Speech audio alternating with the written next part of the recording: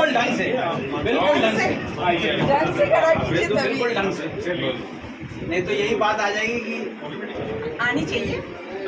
यही बात आ जाएगी कि एक को भी इग्नोर करना। नहीं, इनकी अध्यक्षता में तो पूरा प्रोग्राम चला ये। और विभाग के लोग तो ठीक है, जो सड़कें बड़ी हैं उनका मुआवजा नहीं मिला, लेकिन वहां से अगर पश्चिम दिशा के लोग देखें तो वहां पे उतना विकास नहीं हुआ और गांव की जमीन वहां पे बहुत अधिग्रहण करी जा रही है, व्यापारी को दी जा रही है।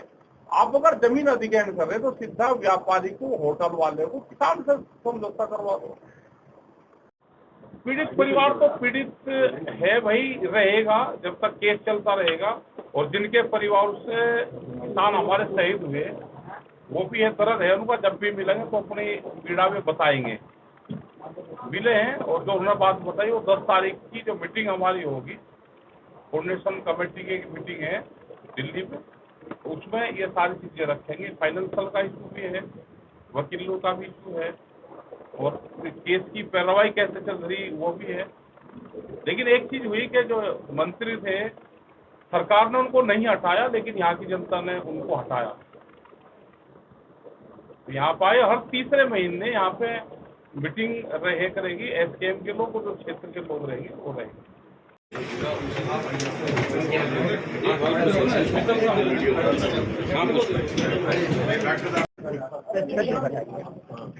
कई मांगे हैं किसान आंदोलन के दौरान, उनमें से कई मांगों पर कोई विचार सरकार ने किया नहीं किया है।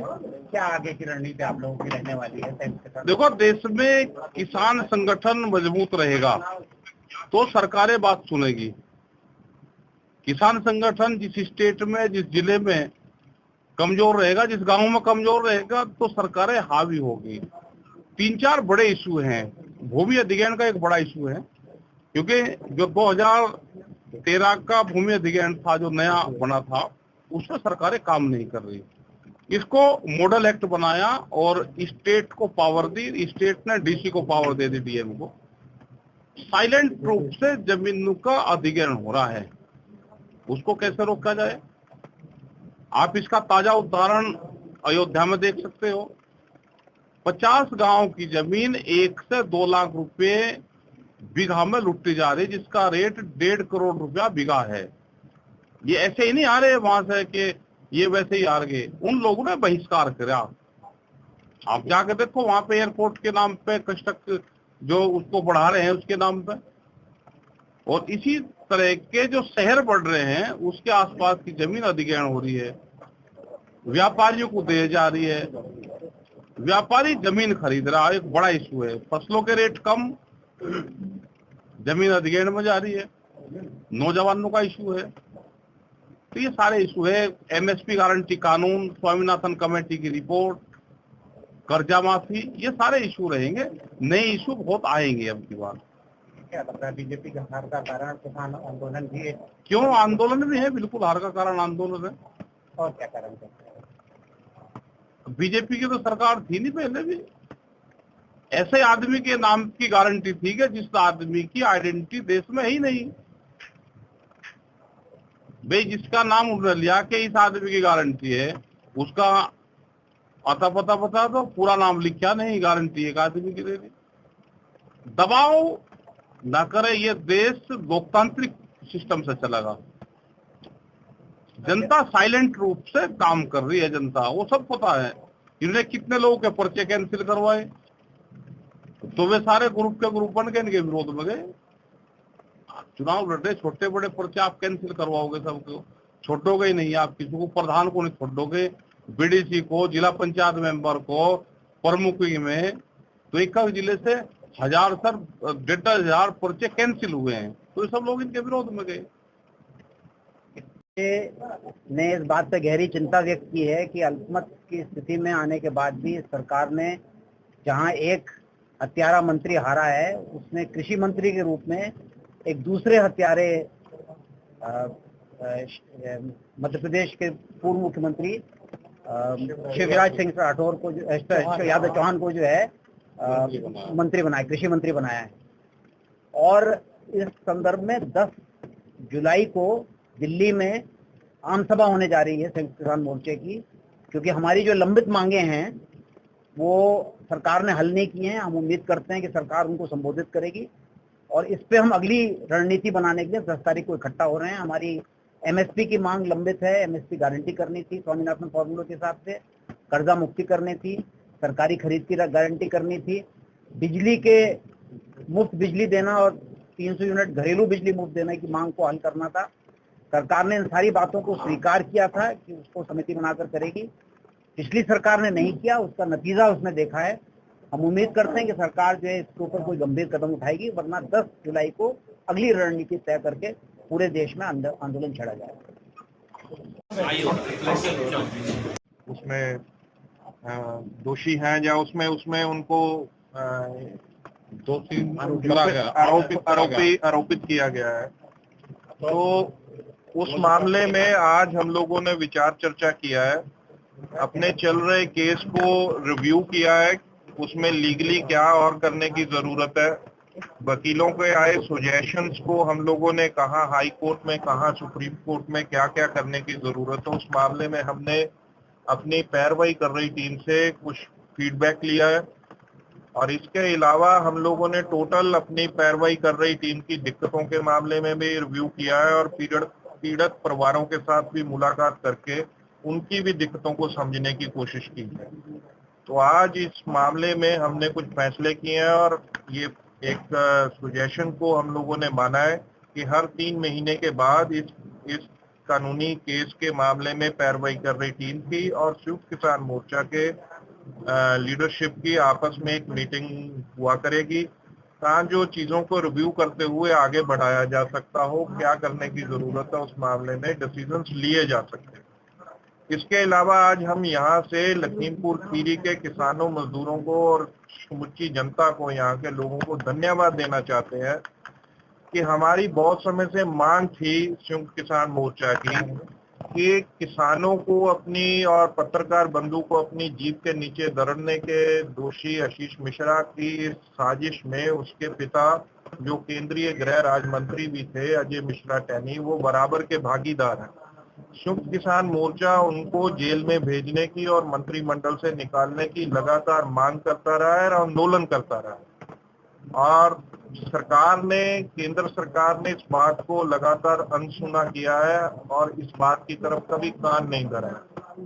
तो लोगों की लाठी में इसका एक जोरदार तमाचा जो समझते हैं हम लोग केंद्र सरकार के मुंह पे मारा है और अजय मिश्रा टैनी को लोगों ने हराकर ये दिखाया है कि सरकार ने जो हमारी बात को अनसुना किया, लोगों ने इसका महसूस किया है और बीजेपी को इस मामले में सजा दी है, दंडित किया। और यही संयुक्त किसान मोर्चा का आह्वान था जब उसने 14 मार्च को दिल्ली के रामलीला ग्राउंड से देश के सभी लोगों से, किसानों, मजदूरों से ये अपील की थी कि बीजेपी की पॉलिसीज कॉर्पोरेट के पक्ष की है, बीजेपी की पॉलिसीज खेती के पक्ष की नहीं है, किसान और मजदूर विरोधी है और इसको एक्सपोज किया जाए, अपोज किया जाए और दंडित किया जाए। हम लखीमपुर खीरी की जनता को धन्यवाद देने के लिए आए हैं कि उन्होंने संयुक्त किसान मोर्चा के आह्वान को असल में जामा पहनाकर, सही अर्थों में उसको सफल बनाकर ये दिखाया है कि देश के लोग इस सरकार से आहत थे, इसीलिए कम मैंडेट से ये सरकार फिर दबा से आई है। अगर अब भी ये सरकार लोगों की बात को अनसुना करेगी तो देश के लोग जरूर इसको सजा देंगे। इतनी बात आज लखीमपुर खीरी के इस डेलीगेशन के रूप में हम आपके माध्यम से लखीमपुर खीरी की जनता को और आप सभी को धन्यवाद कहते हुए ये बात कहने के लिए आज यहाँ आए। लोड पड़ गया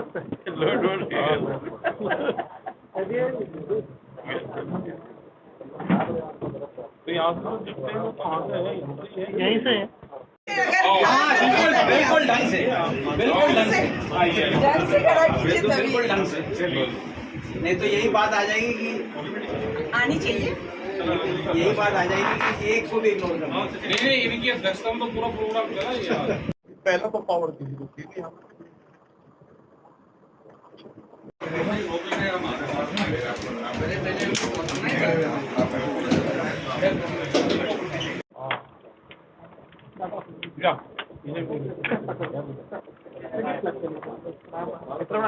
चौड़े मोबाइल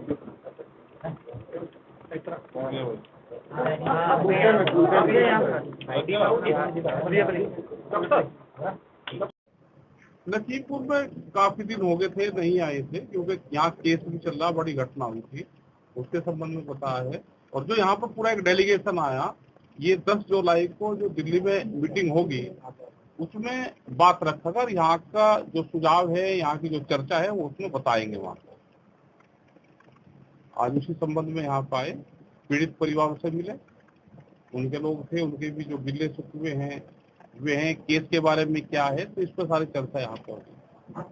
क्या निकल गया है जो इतने दिन बाद आए हैं, आज मीटिंग की है आपने, क्या नया नहीं, बनने की केस की तो यहाँ हमारी टीम है पूरी, वो देखती रहती है, केस चल रहा है, गवाहियां भी शुरू में हुई है, पैरवाई वे भी अपने मजबूती से पैरवाई कर रहे, अपने वाले लोग भी कर रहे, अपने भी एडवोकेट लग रहे, उनके साथ अपने लोग के एडवोकेट से उनसे बात भी हुई है।